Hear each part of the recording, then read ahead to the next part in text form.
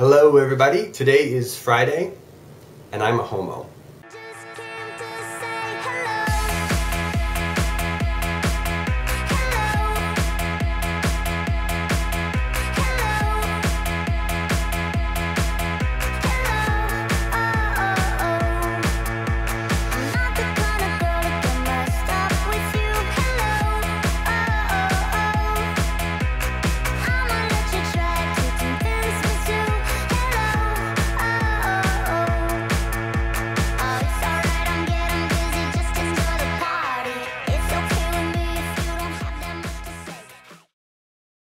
So this Friday, I'm taking the easy way out. We decided we wanted to try and have 7 days a week for this channel, and that's just impossible. It's too much time. I do about 95% of the editing of the videos, and that would just be a little bit too much of my personal time, because we also are doing videos for the DADT.com. We do events for the Don't Say Hate whenever possible, and then of course I got to try and live my personal life. So it's easier because Steve isn't here, but I also want to be careful not to inundate myself with too much stuff, because I really enjoy Don'tSayHate.com and I enjoy the channel, so I want to make sure that I don't drive myself crazy. So coming up is Steven.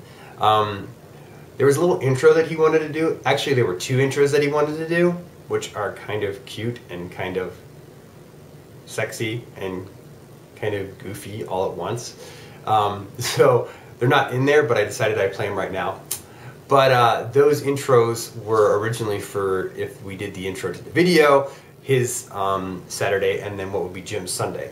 So I'll probably ask one of the other boys to intro Jim's video, which was after his birthday, and it's actually pretty funny. He's actually very entertaining. I do want him to do some stand-in days or give people breaks, so maybe you can like schedule times for these guys to do videos. But Steven is extraordinarily intelligent, an amazing husband, and a great hero, and I cannot wait until he's back home. But he would be the quote-unquote Saturday, but like I said, he actually gets to fill in for me today. So enjoy him. He's a great guy. I love him. And here is Steven. Hi guys. I guess that I got volunteered also to do a video blog for Don'tSayHate.com. And so I wanted to bring up the obvious. I'm currently in Iraq right now. As a gay male, I'm serving my country along with other great Americans that are serving their country. And I guess a lot of stuff has happened this year. A lot of stuff has made me think about a lot of things. Number one, take you back before I got deployed actually. I was at a 4th of July celebration, and I remember being really depressed because all the people were out there cheering on everybody, and everybody was so happy, and everybody was saying how proud they are of Americans. And I remember thinking that I feel like as a soldier that I'm fighting for everybody's freedom except mine, because when I go to drill or when I go to the Army, I have to always hide who I am, or I have to make up lies about who I'm with.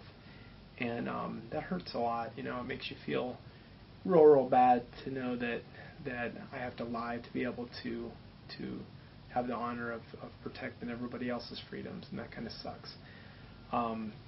So, you know, that hurt a lot. This year, you know, I found out that I got deployed with a wonderful person, and again, you know, that was just a little bit of depression to find out that you had to go.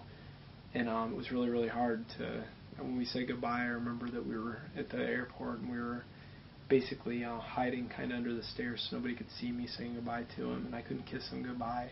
I couldn't really hug him. I had to be very careful because I was in uniform. And I remember just crying, and then not even being able to cry, because when I came out of the stairs, you know, people knew that there wasn't a woman there or my wife, so why am I crying with some dude that's with me? So I mean, you know, that kind of stuff really hurts too, or you have to lie about who it is that you're with. It hurts real bad.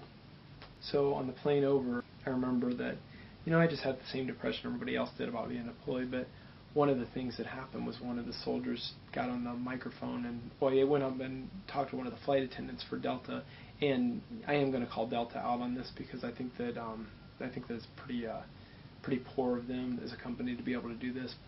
I kind of boycotted them myself, but basically the soldier had them announce over the loudspeaker of the plane for everybody going to Iraq that the movie that they're playing was Brokeback Mountain. And they did that as a joke, thinking it's a plane full of military people, and naturally we're all supposed to hate gay people, so why would we show Brokeback Mountain? So basically, you know, said that on the speaker, and I was, you know, pretty offended by that. Not even offended. My feelings were hurt really bad. It sucked to know that these are the people that I'm going to live with for an entire year, and this is the acceptance that I've got, is to mock me and joke me. And then I thought, how many people on the plane probably have relatives or brothers or sisters or moms or dads or, whatever, that are gay, and, probably hurt their feelings too. So it really sucked. It sucked hearing everybody laugh when they made the announcement too. Stuff like that's very hurtful. People just don't realize, gay people are a little bit different than other people. If you're black, people know you're black, at least if they're going to discriminate against you. I would rather they be blatant about it. When you're gay, you're kind of invisible, and people don't know who you are, and it's very, very easy for them to really offend you, and you not even know that you're offending somebody. So you should never assume anything about anybody basically. People ask me for pictures with other people, and they're like, "Smile, homo," and it's stuff like that people say, and then I just was in such a depression when I first got deployed because I thought this is going to be a really horrible long year. To my surprise, the whole Don't Ask, Don't Tell repeal happened while I was here, and I'll never forget the time that I got the Stars and Stripes paper. That's the paper that we get in Iraq, and so basically, front page headline that day said Don't Ask, Don't Tell, passed, and it was repealed. That was really, really remarkable because I'm actually here trying to fight for the rights of Americans, and to feel that for the first time in my life I didn't have to worry about getting kicked out, or I didn't have to worry when it happened what was going to happen to me. It felt so good. It was amazing to actually feel like that for the first time I didn't have to worry. The repeal hasn't gone through yet. We did the training. The training was interesting. It was actually a lot more comprehensive than I expected it to be. And there were, positive things people said, good feedback. Some people instantly brought up, the negatives about living conditions, and that they were worried about living with people, and what if I don't like it. And our first sergeant said something really cool. He was like, times are changing. The Army's changing. If you don't like it, then get out. And that's what he basically said. And I think that that's kind of the stance the military's taken. So I really do think that the actual training was pretty good.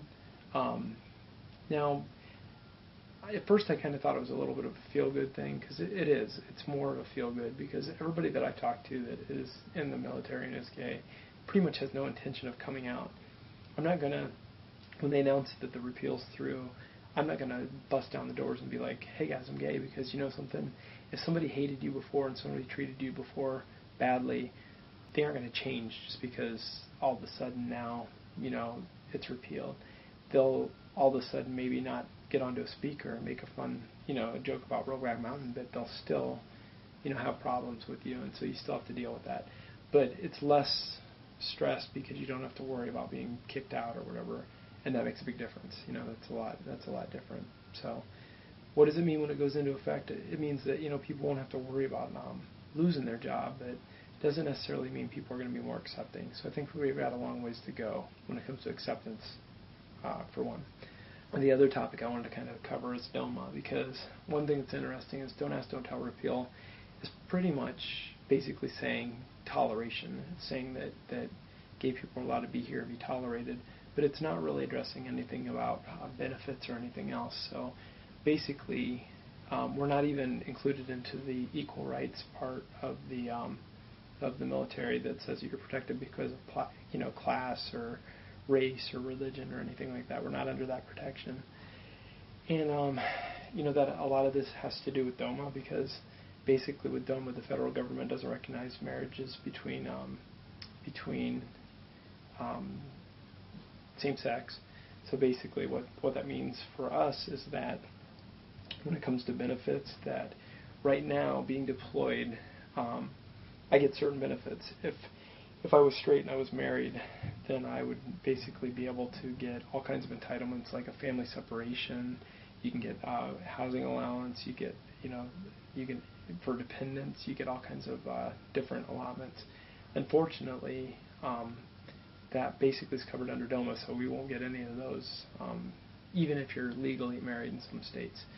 So if DOMA goes away and America comes to the realization that marriage is not going to hurt anybody else, it's not going to hurt religious institutions, it's not going to hurt anybody else, it's just basically people that are falling in love or are in love that basically think that they deserve the same opportunity to express their love and same opportunity to express that commitment that they have for each other.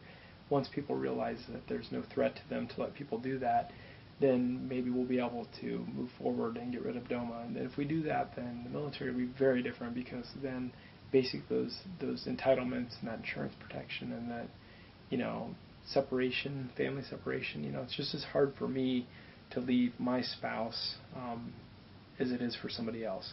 And hopefully someday somebody will realize that, not just tolerate me to be here, but understand that everything that you have to go through when you leave your family, I have to go through too. And it doesn't matter whether that's a man or woman that I'm leaving. It's the same feeling of separation and the same anxiety and the same, same stress that everybody else has. So I think we have a long way to go. I think we're coming a long way.